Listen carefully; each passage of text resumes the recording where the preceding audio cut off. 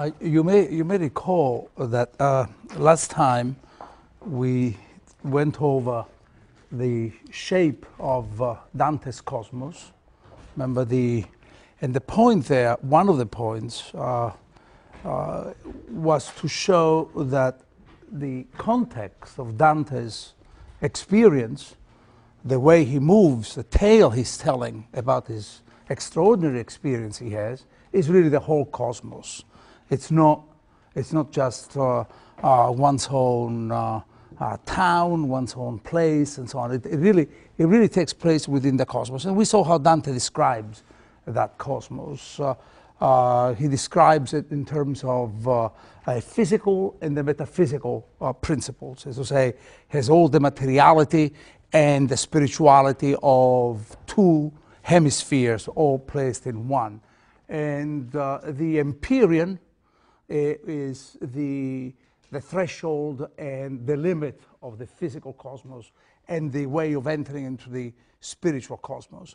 The challenge he has as a poet is that to show the relationship between the finite and the infinite, the way that they are really disjointed at the same time they are not. The finite universe can only be part of the infinite universe. And so he describes how the infinite enters the finite and the finite enters the infinite. This is the heart of the cantos of metaphysics, which we can call the cantos of physics and metaphysics at the same time. Now Dante moves straight into the empyrean. He was in the, you remember, into the primum mobile, or the crystalline heaven. Before that, he was in the heaven of the fixed stars, 25, 26, 27. Then he moved into the crystalline. Now he is into the empyrean. This is the end of the race for him. It's the end of the journey. And the question will be how he is going to say farewell to Beatrice. There'll be a change of the god. Beatrice, the role of Beatrice as a guide will stop. We'll end with Canto 30 of Paradise, quite appropriately. It's suitable. She is the woman tied with the number 30. She appeared in Canto 30 of Purgatorio, stays on the stage of the poem for 33 cantos, and now she's going to actually disappear. He realized that she has disappeared in Canto 31. But there's a change of the god because Dante moves from Beatrice to a contemplative, a historical figure all the time, or almost all the time with Dante, Bernard of Clairvaux, who was a famous monk French monk who stands for has written treatises on contemplation and mystical vision. So appropriately, he's the one who will usher and pray the Virgin Mary that she may in turn pray her son. It's a chain of mediations so that the beatific vision may be granted to Dante. That's going to happen with Canto 33, and we're going to find out the difficulties that Dante has in both seeing, but above all in recalling, in recollecting. The poem will end up with being a sort of registering the defeat, the unavoidable defeat of memory and the importance of forgetfulness. So we're going to find in Canto 33 a sort of further twist to the metaphor of, you remember in Canto 33 of Purgatorio that I mentioned to you what was happening, Dante will go on being immersed ritually into the river Lethe and then into the river, you know it. There are two rivers, one the river of forgetfulness, the river of memory, of good memory. And Dante goes on saying that they really came, he was at the point where the two streams were really originating from the same source. It is as if memory and forgetfulness, first of all, are equated with water there in Canto 33 of Purgatorio, implying the lability. You know, the water has that quality of flowing, the fluidity, the lability of both memory and forgetfulness. But the most important thing is that they originated from the same place. It is as if Dante were already preparing what will move now front stage in Paradiso 33, namely the notion of a forgetful memory and the importance of a forgetful memory. You have to forget. and you have to remember. And somehow the two are going to be brought together. It's not a mystical proposition that he advances. It's actually the way of justifying his poem. I will come to that in some detail, I hope, when we come to Canto 33. What I would emphasize, though, to move now to Canto 30, Dante is entering into the heavenly Jerusalem, which is a garden, and it's a city. And will be described as such. You will see in, well, let's turn right now to these images. This is really Canto 30 line, a sequence of images, lines 32, I'm sorry, 110 and following, page 437. I saw 112, line 112. I saw rising above the light all around in more than 1,000 tears, as many of us as have returned there above. The heavenly Jerusalem is first of all described as a theater, and we ought to really think about it for a moment, a theater. And if the lowest rank, that's the images of the theater, where you have in an auditorium today, tears, encloses within it so great a light, why is the expense of this rose in its, what is the expense of this rose in the farthest petals? The second image is that it's described, to describe this, the heavenly Jerusalem is the rose, a white rose, a mystical rose. And I can tell you immediately, since Dante is using the image, that this is, it derives straight out of a 13th century French poem called The Romance of the Rose, which Dante had translated as a young man into a sequence of sonnets, part of his experimenting with poetic forms. But it's deeply altered, because The Romance of the Rose, which is an extraordinary satirical poem, trying to a compendium of all knowledge, it really has, it deals with, it's a story about nature and about reason, the connections between reason and nature, but it's also a story with a sexual theme. Dante is clearly taking that language of The Romance of the Rose and literally spiritualizing, reversing it. But the resonances of the original poem are still there, so that you are forced to think of the heavenly Jerusalem as also having some kind of materiality within it. You cannot just say, well, I'm taking that image, place it in a different context, and hope that the original, the residues, the traces of that original image are going to be completely effaced. It's part of the strategy of, once again, intimating that spirituality and materiality now are still going to be converging here. So that's the archaeology, let's say, of this image of the rose. So this continues, like next paragraph, into the yellow of the eternal rose, which expands and rises in ranks and exhales odors of praise to the sun that makes perpetual spring.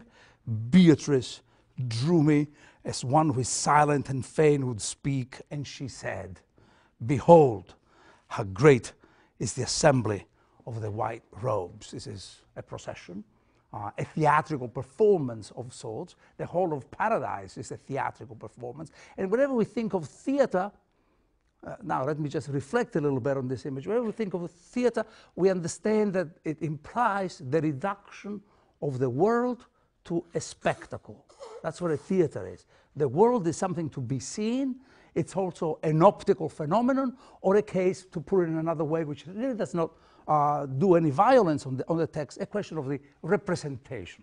The world is a representation, implying that I become the spectator. It's their representation for me.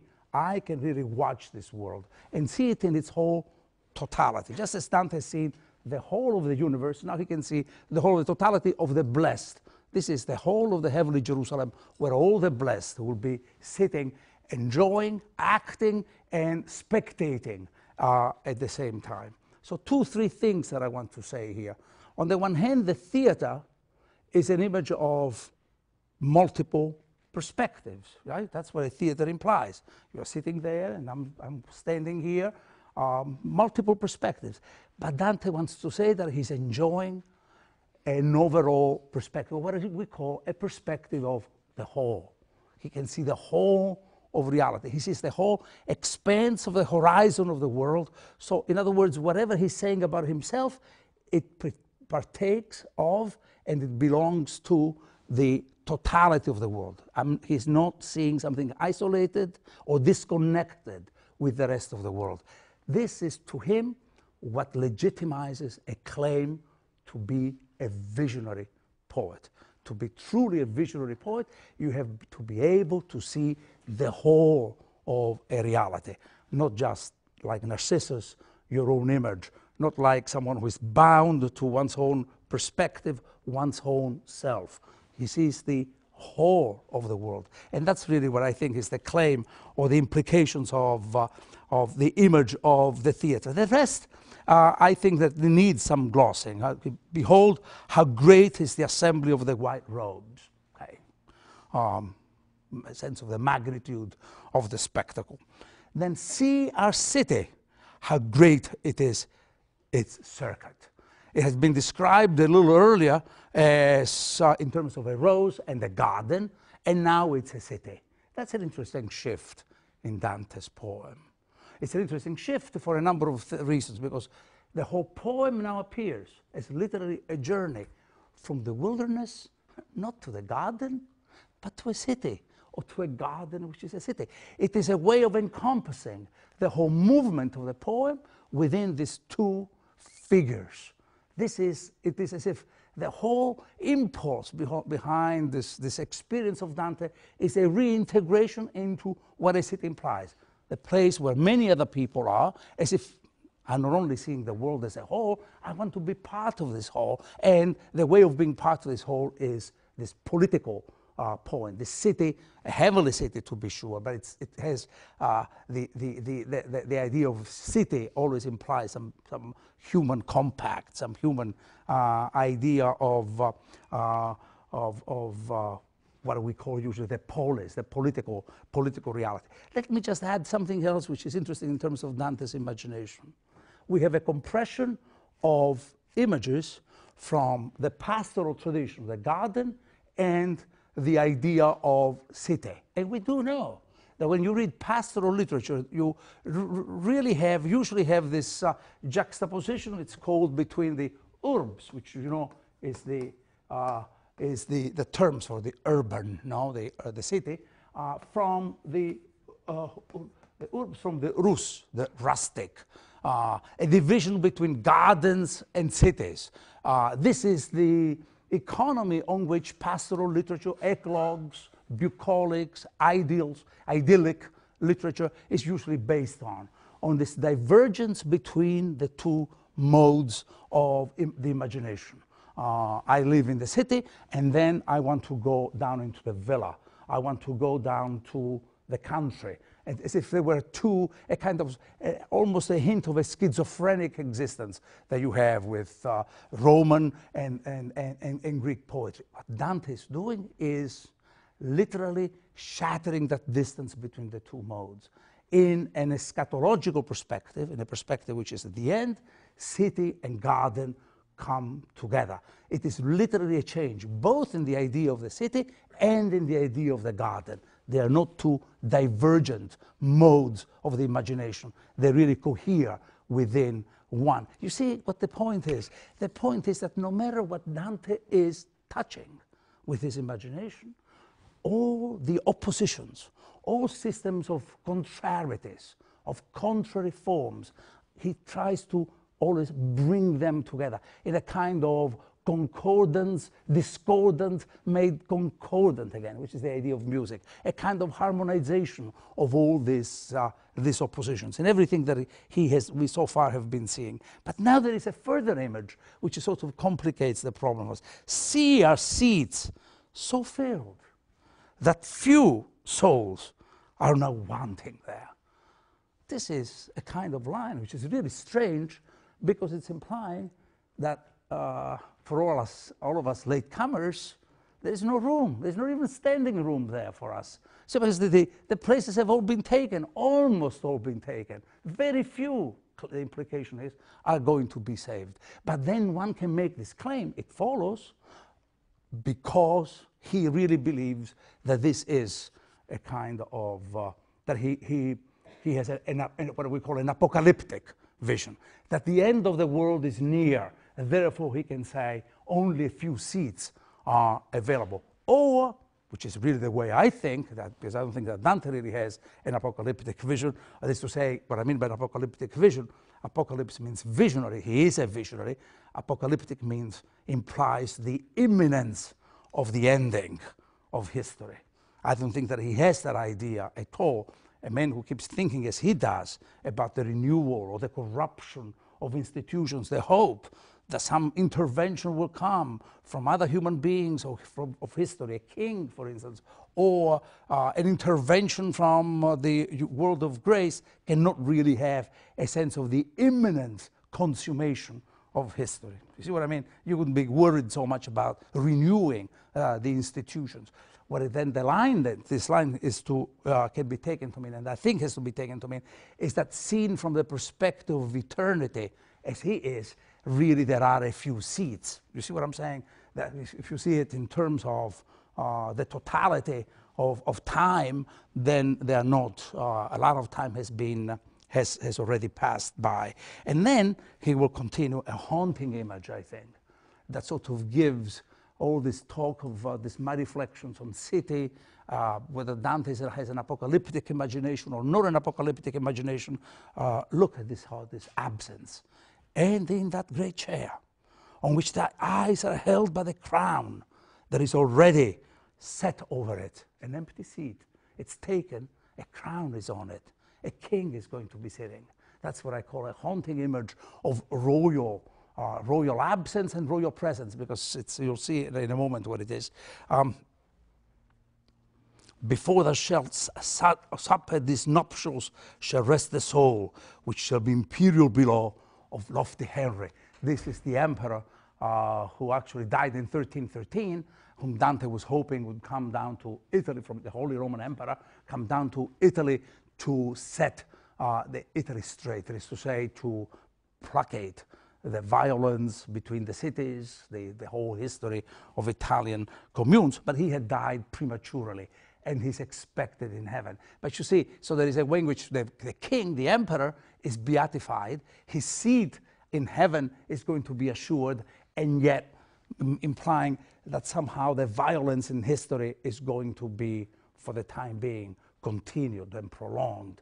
So a political interest, a political, the keeping, the holding on to Dante's own fantasies of political renewals that gives, therefore, the sort of the tempers or views that Dante may have, an apocalyptic imagination.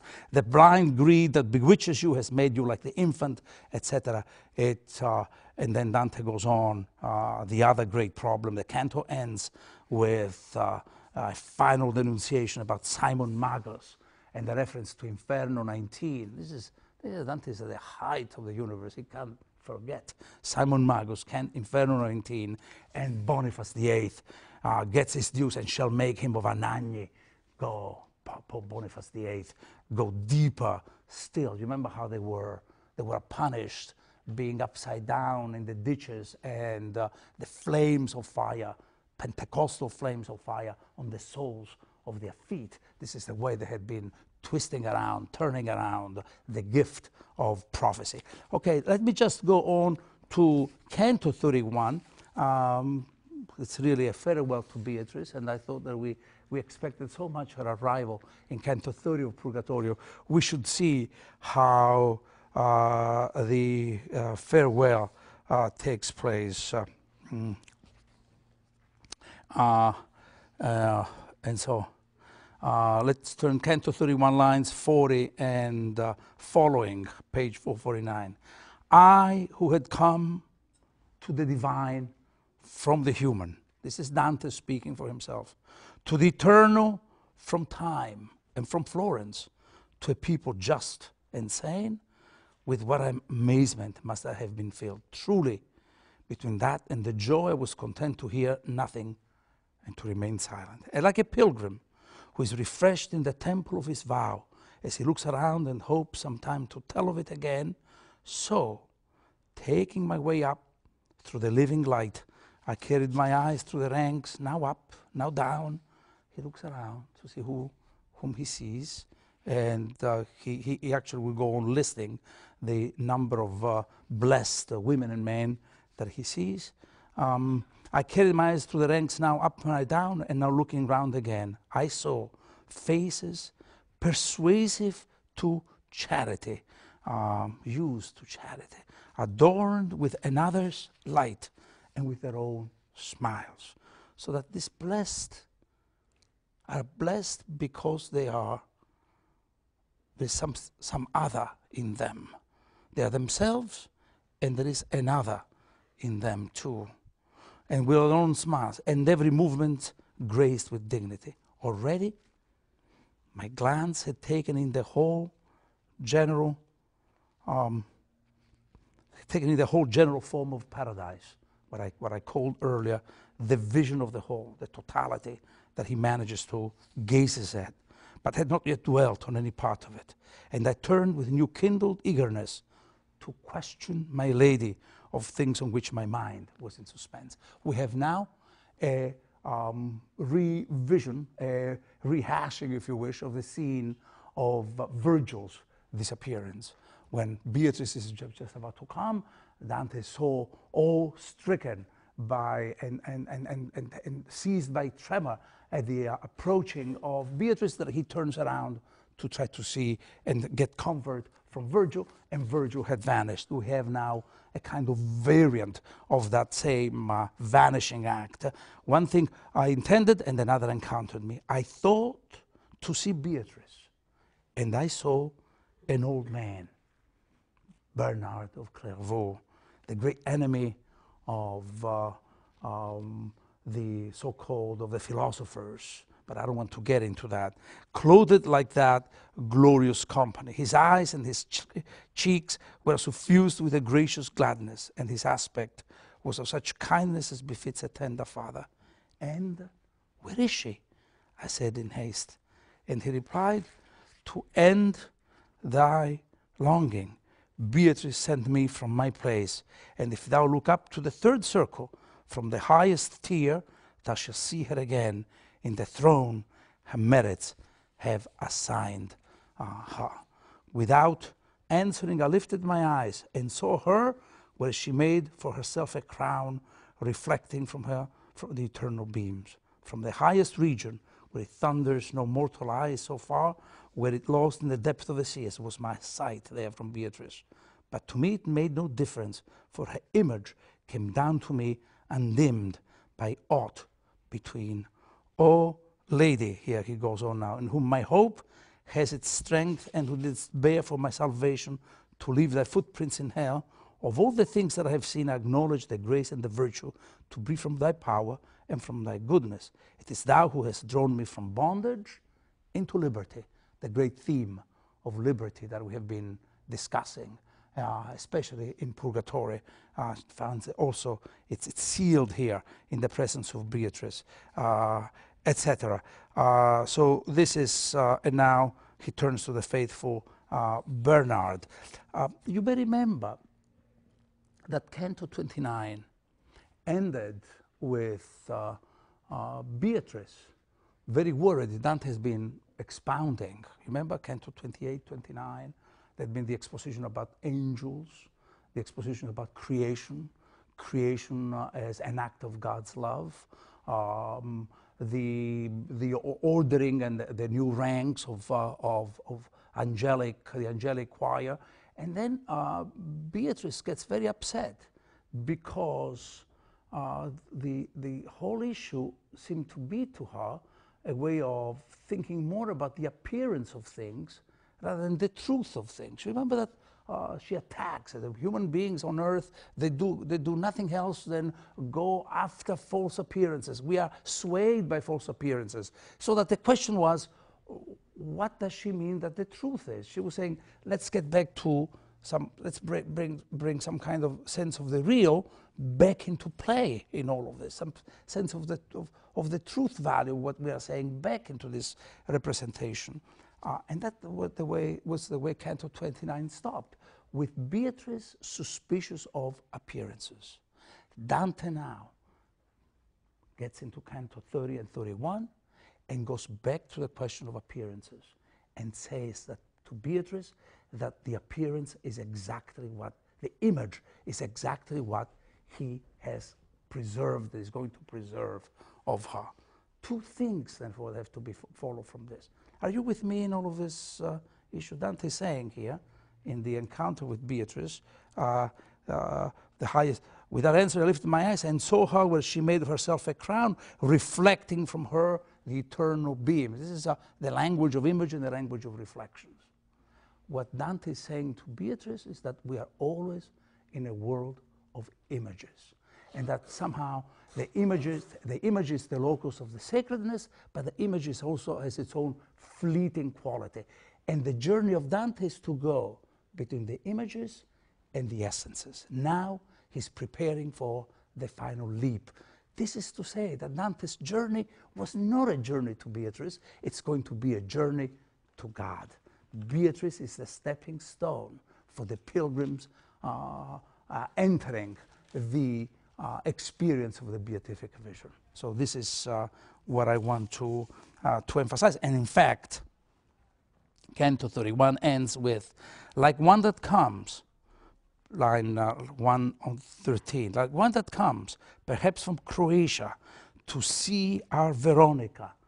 Veronica is an allusion to one of the pious women who, during the Calvary ascent of Jesus, is said to have wiped his face, and the face of Jesus remained imprinted on her veil. And so that Veronica became, it's the name of the woman, Veronica, but it was sort of understood in the whole of Middle Ages as Vera Icona. This was the kind of phony, to be sure, etymology given to the Veronica. It was, Dante is evoking now the pilgrims who go to Rome from Croatia to see the true image left imprinted on the veil of the Veronica.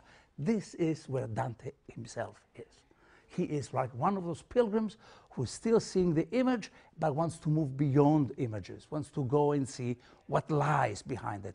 The journey of the Divine Comedy is the journey within that interstice between images and essences, so to speak. This is Veronica, and where old hunger is never satisfied, but he says within himself, as long as this shone, my Lord Jesus Christ, very God, was this then your true semblance? Such was I, gazing on the living charity of him who in this world tasted by contemplation of the peace. So that's how we are ready to get into Canto 33, which is the final canto and the final vision. Let's see how Dante carries that off, and let me begin with saying a couple of things. That there are a number of dramas that are going to be unfolding in Canto 33.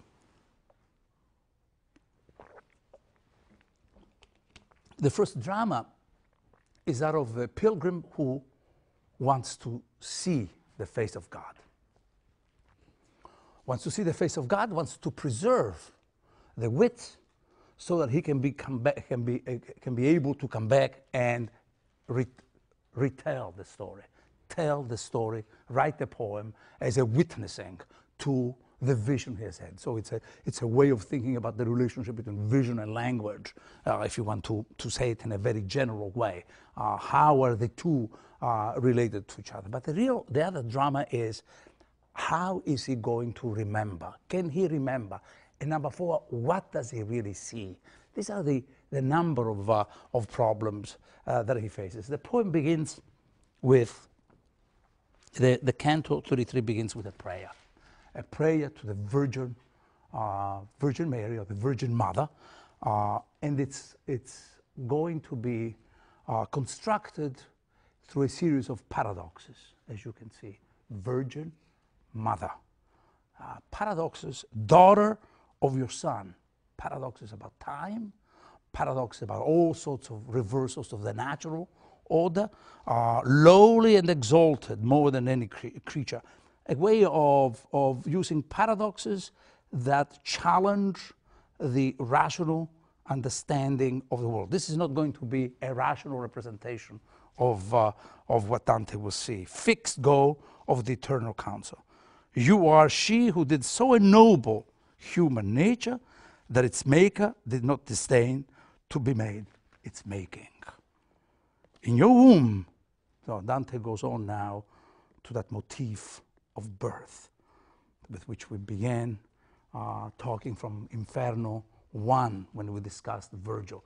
This idea of the beginning, the idea of a beginning, birth as an image of beginning and an image of nature becoming an event. The idea of nature becoming a historical event, a possibility of a historical event. In thy womb was rekindled the love by whose warmth this flower really means the whole of the mystical rose that he has just seen. So the mystical rose begins it's contained in the womb of Mary, has bloomed thus in the eternal peace. It's another way of making this idea of, I could gloss this image of the womb as in terms of this is the immense sphere of the mystics, within which, the immense sphere within which the finite and the infinite come together and meet. The immense sphere, it's a circle, the immense sphere whose center is nowhere, whose center is everywhere, whose circumference is nowhere. That's the way that he's understanding, he's explaining this motif of the incarnation. And what is crucial about this image, I believe, is first of all the humanization of the divine. This is clearly the divine that becomes divine because it enters history and experiences all that the human beings experience. The other element that I think that Dante is pushing forth is the feminization of the divine, in the sense that here the divine has become the child of a woman, and the woman is therefore part, subsumed as part of this divine, a kind of feminine, I don't call it feminist, as I don't really know what that is, but the feminine, and I don't mean it as, it's a true statement, I don't know, but it's a feminine, a theology of a feminine element in God. So here thou art to the noonday torch of charity, and below among mortals thou art a living spring of hope. And then the second stylistic theme here is the repetition, the iterative mode. Thou, lady, here skip a few lines, and thy loving kindness, in thee is mercy, in thee pity, in thee great bounty, in thee is joined all goodness there in any creature. What is the point of this iterativeness of this style of repetitions, of anaphoric style? I think one of the reasons, you may think of others, but one of the reasons is a language that is falling upon itself as a way of giving consistency to itself. The poem at this point is really dealing with vanishing traces, things that cannot quite be pinpointed or placed within logical propositions, and therefore the language becomes incantatory, as if it were an effort to create a kind of a mood, and creating a reality through this this mood and through these iterations. And then the prayer of Bernard continues. This man, meaning the pilgrim, line 20, this man who from the nethermost pit of the universe to here has seen one by one the lives of the spirits, now begs of thee by thy grace for such power that with his eyes he may rise still higher towards the last salvation. And this is extraordinary. We are in a paradise, and it's so far, Dante strays so far from the temptations of mystical writing, which ends up always evoking identities, unrepresentable identities.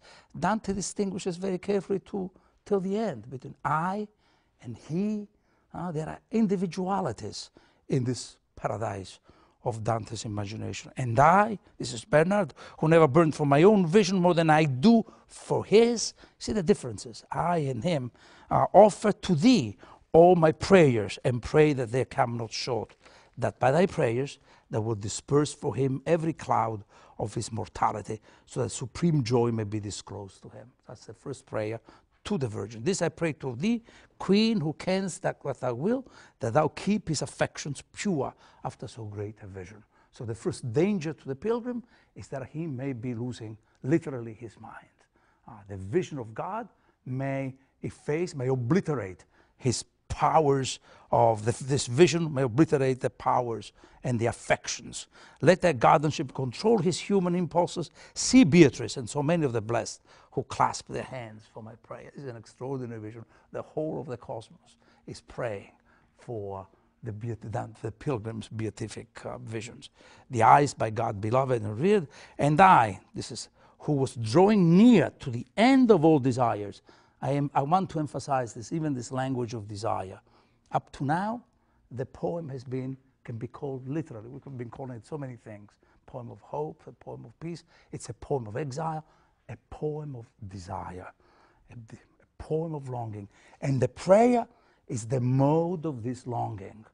Prayer, you address someone you don't see, hoping that you can be heard, and that your prayer can be answered. There's a desire for a response. This is really the mode of Dante's theology. At the heart of his theological universe, there is a sense of constant longing and the sense of being not quite where he wants to be. And I, who was drawing near to the end of all desires, I emphasize and I prepare you in case I will not make a point about that. Very soon the language of Dante will change from desire to enjoyment. He starts getting the sense of this sweetness and this idea of the fullness of his pleasures. Desire will shift into joy very soon. Ended perforce the ardor of my craving. Bernard signed to me with a smile to look upward, but already of myself I was doing what he wished. For my sight, becoming pure, was entering more and more through the beam of the lofty light, which in itself is true. And now, the first defeat. Dante starts recording the forgetfulness of this experience. From that moment, first of all, my vision was greater than our speech, which fails at such a sight. How are you going to make a failure become a success? How, from the fact that he is not going to be able to see, will become somehow a mode of his own, not just a humility, because it would be a success in terms of the pilgrim's own humility, but in terms of the writing of the poem. You know, the poem will be, it will be a different way of understanding the poem. It's not just going to be a representation of a plenitude of vision, but till the end, the statement of a longing for a vision that may come. And the memory too fails as such excess. Excess in Italian is really the language, I don't know, probably the English is best. Etymologically it's the same thing, but in Italian it's the outrage. Outrage in the sense in which with resonance that there is something too bold, a kind of hyperbolic, an overreaching. That's really what it is, an excess, an overreaching. Like him that sees in a dream, and after the dream the passion wrought by it remains, and the rest returns not to his mind, such am I. For my vision almost wholly, almost wholly fades. And still there drops within my heart the sweetness that was born from it. That's all he's going to be left with. The sweetness that gathers in the chamber of the heart. This has been a journey of the heart. It is because, as I've been saying to you in a number of ways in the past few weeks, is the journey to God is a journey of the mind, but it's a journey of the heart. You will come to know God through this idea of the heart. But also, you know that Dante is really punning on the notion of what memory is. Because to him, memory is connected also with the heart. what can I remember? What can I record within me? What is and the only thing that memory can retrieve is this sweetness of the heart. And then he continues, thus the snow loses its imprint in the sun. The image of the liquefaction of shapes, the loss of shapes, water that had been crystallized just dissolves, and then an image which brings us back to the Aeneid, the third book of the Aeneid. Thus in the wind, on the light leaves, the Sibyl's oracle was lost. This is the idea when Aeneas goes to the Sibyl's cave to find out about the future, his future, and as the Sibyl opens the gates, the wind comes and will go on scattering all the leaves kept within it. And so it's the impossibility of reading, the impossibility of deciphering the actual leaves, that sort of messiness and confusion. That's exactly the state of mind in which he seems to find himself. O light supreme, Dante now shifts to another mode on his own, and now a sequence of prayers. O light supreme, they are so far exalted above mortal conceiving. Grant to my mind again a little of what thou appearest, and give my tongue. This is the kind of the prayer of this is the prayer of that a language may. I'm missing a page here. So this is the prayer that somehow language now may triumph over him, over the threats of forgetfulness. Forgetfulness threatens him. Why am I insisting so much? That it may leave but a gleam of the glory to the people yet to come. What Dante is saying is that his poem is meant for the future. That in effect, he's envisioning a future. This is not a poem written for him. It's not a poem written for his contemporaries. It's a positing of a future. That is to say, the opening up to, and that's what work will do. A work of art invents and prepares a future. So more than an act of remembrance and the commemoration, the poem will be what we call I hope it's a prolepsis, a proleptic move, a movement forward into the future. But why do I talk so much about memory then? That seems to be becoming now utopian.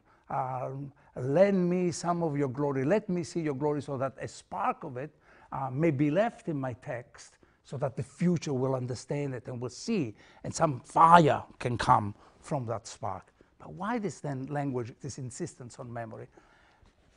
Because, that's the answer, he talks about retrieving the memory of what he has seen, because the actual constitution of his poem, he can only write his poem, he can only have some authority for his voice if he remembers what he has seen. In order to ground the poem in the notion into the vision of God, that therefore will authorize him to say all the things he has been saying about living and the living and the dead, the powerful and the not so powerful, the historical figures and the cultural figures of the past. It's crucial for him to remember, so that memory becomes the actual foundation of his representation. He has to bring it back, give it a presence to what has gone on in his experience. Do you see what I mean? So he's forced to go on remembering, and yet he cannot. How is he going to? Where does his authority come from then? If he can remember, and he says that he can remember very little, only the sweetness that has been gathering in his heart, where does it come from? And this is the fourth challenge of the poem. I think, he continues, from the keenness I endured of the living, a ray that I should have been dazzled if my eyes had been turned from it.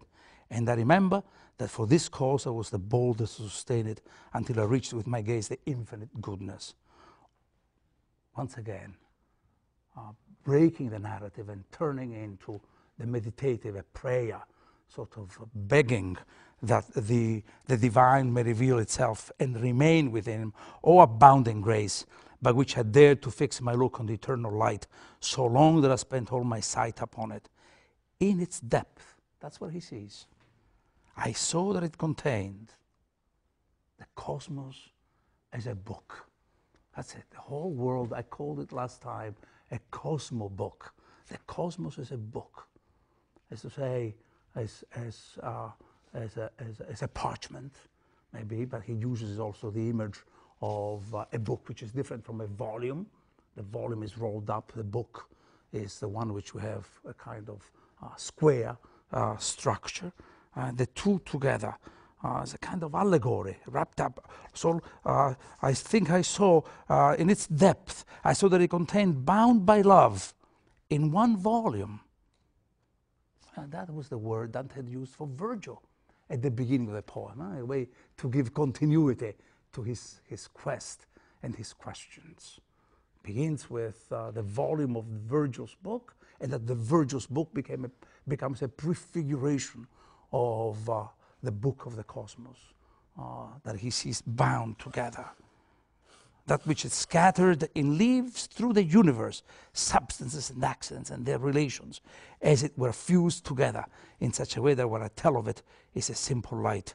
I think I saw the universal form of this complex, of this compound, because in telling of it, I feel my joy expand. Now it's the retrieval of, or rather the recovery of this state of mind, which is one of joy, which excludes absence. Desire has to be replaced by joy, because desire always entails an absence. We long for what we do not have, at least at that moment, right? Desire is always tied to an experience of lacking. Joy is tied to an experience of plenitude, of a possession somehow at this point. And now another mythological figure that I want to focus on. A single moment makes for me deeper oblivion. You see now the dialectics between memory that fails and oblivion, that's its memory, and efforts at remembering, and the reality of forgetfulness. This is the dialectic between the two metaphors together. A single moment makes for me deeper oblivion than five. I don't have time. A single moment makes me deeper oblivion than 25 centuries upon the enterprise that made Neptune wonder at the shadow of the Argo. What an extraordinary image, right? A single moment. It's clearly an image to say that I forgot more in 1 second, so time doesn't exist here. It exists in Dante. Dante still being human, he's still time. You know? Time is, at least his life can only be measured by time, but he's in the presence of the eternal instant. But a single instant, he says, literally, I'm just glossing this, a single instant made me forget more than what we have forgotten in 25 centuries from the experience of the Argo, allusion to the Argonauts, another mythological counter to Dante's own journey. They went for Jason went for the golden fleece. Dante's going for the beatific vision. Another little connection. The Canto 1 of Paradiso starts with a reference to the story of the Argonauts, the daring of the Argonauts, and now Dante is closing the circle here once again. But there is a further something else. That in the story of the Argonauts, as Dante retrieves it, is that the god is now below, Neptune is in the depth, and Dante is now thinking of the divine as being also caught in its own unreachable, unfathomable depth, which is a height. But you see, there are two different perspectives. More importantly, here Dante sees Neptune wondering at the daring of man. Just as Neptune is wondering at the daring of the Argonauts, the implication is that he too has had this kind of daring, that the divine, the God, may be wondering at his own achievement. What is crucial is the change of perspective from the depth of underneath the sea to the depth up in the sky, up in the heavens for Dante's God. And then he continues, that's my mind. Mind. Dante is so careful. I wish we had time about this to show you. I mean, I know that there are some graduate students who may want to think about this whole issue, how Dante's lexicon about mind, intellect, reason is so carefully calibrated and differentiated. Mind is the faculty of visionariness. It's also the root word of measure, as you know. Latin etymologies, the medieval minds are always taken with the discovery of the root words. It's the word measure comes from the immense, for instance, comes from the word for mind. It is as if he's still keeping a sense of the measure for himself. He's still aware of his own particular state. He's not lost in the immensity of what's around him. And thus my mind, all rapt, was gazing, fixed, still and intent, and ever enkindled with gazing. At that light, one becomes such that it's impossible for him ever to consent that he should turn from it to another side. For the good which is the object of the will is all gathered in it, and apart from it is defective. That which there is perfect. Now language fails, memory fails. The second failure is that of speech. Now my speech will come more short even, or what I remember, than an infant. And you know that the word infant, which usually take to be the child, it literally means the child who cannot speak.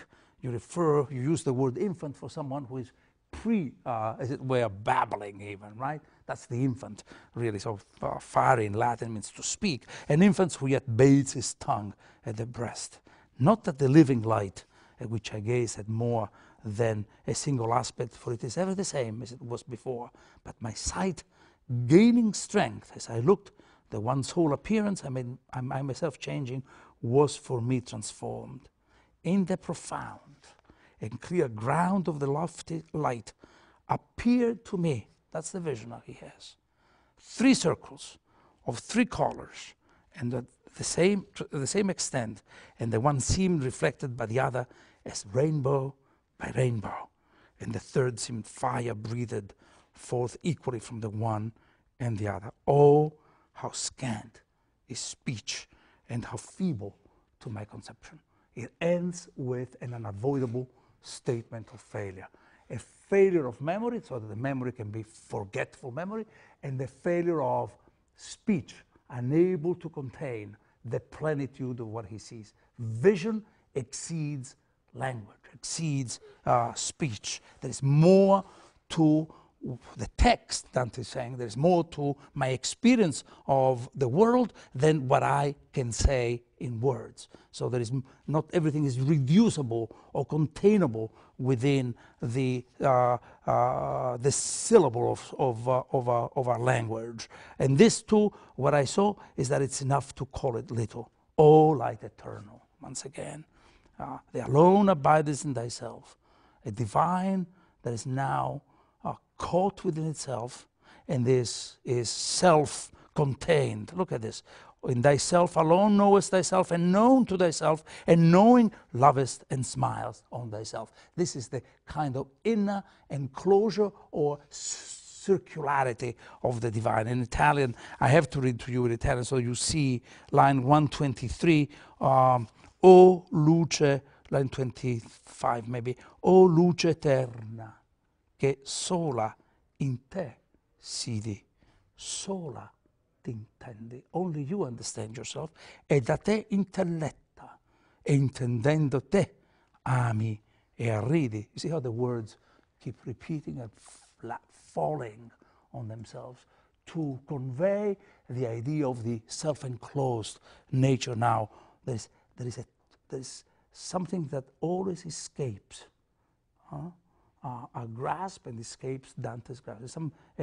For all of the diffusiveness of God into the creation, there is an element of the divine that literally is absolutely self-transcendent, just transcends itself completely. That circling which thus begotten appeared in thee as reflected light. When my eyes dwelt on it for a time, seemed to me within it and its own color, painted with our likeness. That's all he sees. He sees our own, as he calls it, our effigy, line 131, nostra effigie, our likeness. He didn't say my likeness.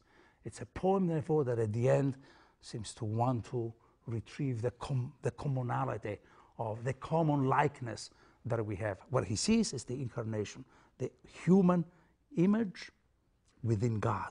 Because in God there is also the human, since we are, if you agree with the principle that we are creations of God, and that we were created in his image, so therefore there's something human also within the divine. And then he continues like the geometer who sets all his mind to the squaring of the circle, a famous mathematical surd in the Middle Ages, meaning one of the impossible paradoxes of how do you square the circle. And the geometers would go on reflecting on it, and that's what where Dante places himself.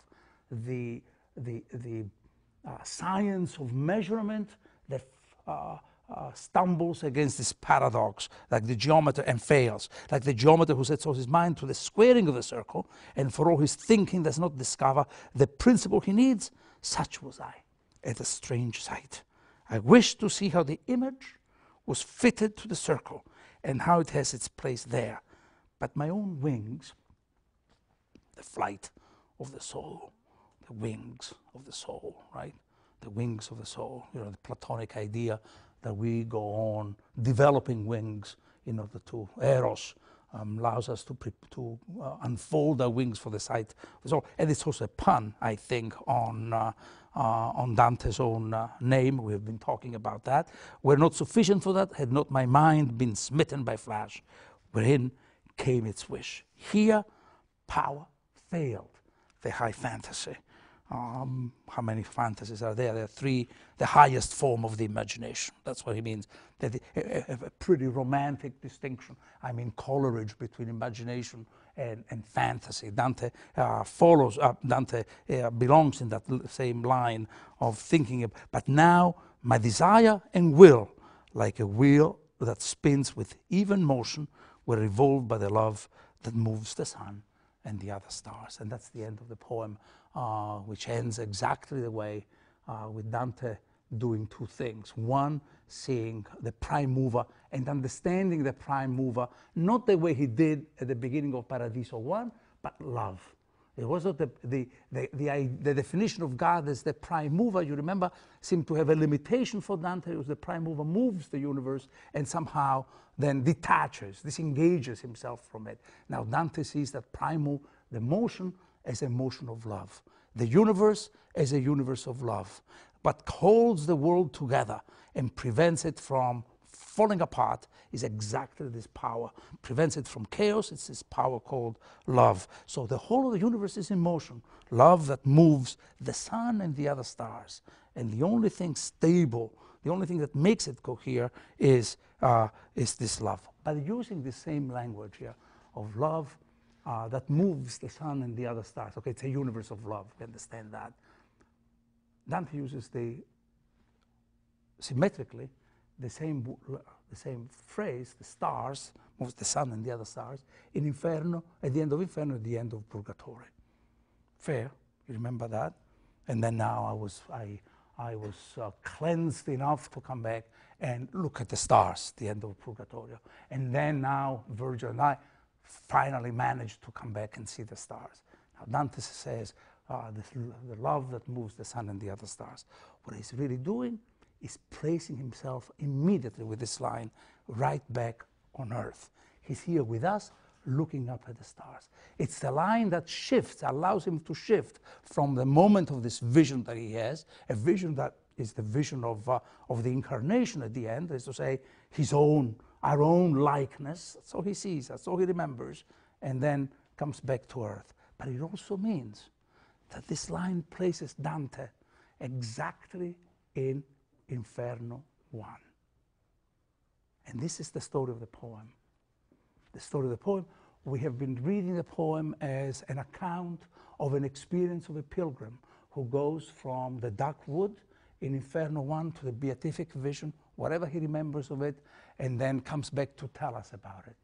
What in effect we are also discovering in this reading of the poem is that by the end of the poem, Dante says, now my journey starts. The real journey was this poem here.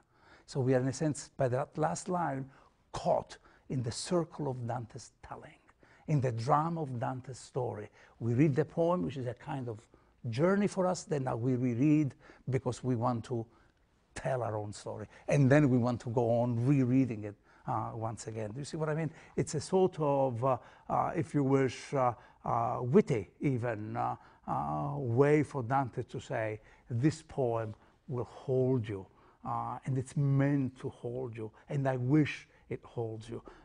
So you can see the poem is both a journey and the telling of the journey endlessly, like the movement of the sun and the other stars. So this is the end of the poem. Now, let me say, I'm sure that there are questions. I raised some issues. We have a few minutes, and I'll tell you then later what we're going to do next time. So, please. I'd like to be able to talk about the line where he, I think it's 33, line 52. Bernard Siegel sent that, but I already wanted me to because my sight becoming pure was able to penetrate the ray of light more deeply. That light sublime, which in itself is true. So there are a few things going on here about light and truth, and I wonder that the light seems to be pure already. What's happening is that Dante's vision becomes that the faculty improves enough to appreciate it, and that his sight somehow never fails. Then you get failure of memory. But how light is truth. It no longer illumines, but it is the very object of truth at this point. I'm not sure. It seems like there's a lot going on. I'm not quite.